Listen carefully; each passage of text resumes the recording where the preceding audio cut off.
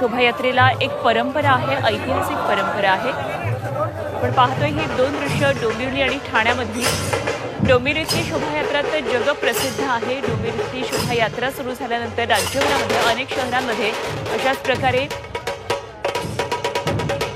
शोभायात्रा काढल्या जातात। दोन दृश्य सध्या आपण झी24 तासच्या स्क्रीनवर पाहतोय। डोंबिवलीची शोभायात्रा, ढोल ताशांचा गजर आणि दुसरीकडे ठाण्यामध्ये मुख्यमंत्री एकनाथ शिंदे आलेले आहेत।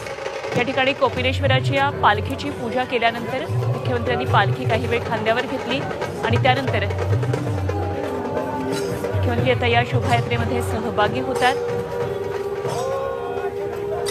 माध्यमांचा गराडा मुख्यमंत्र्यांभोवती काय नेमकं मुख्यमंत्री या ठिकाणी बोलतात हे पाहणं अत्यंत महत्त्वाचं ठरणार आहे। यंदाचा गुढीपाडव्याचा हा उत्सव वेगळ्या पद्धतीने साजरा होऊ शकतो। त्याचं कारण म्हणजे येणाऱ्या आगामी लोकसभा निवडणुका, त्यामुळे एक राजकीय निवडणुकांची पार्श्वभूमी आजच्या या गुढीपाडव्याच्या शोभायात्रांना सुद्धा आहे।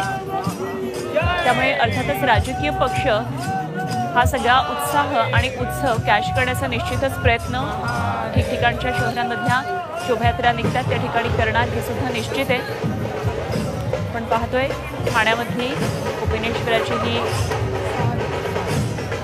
पालखीमधून हा सोहळा निघालेला आहे त्याची दृश्य।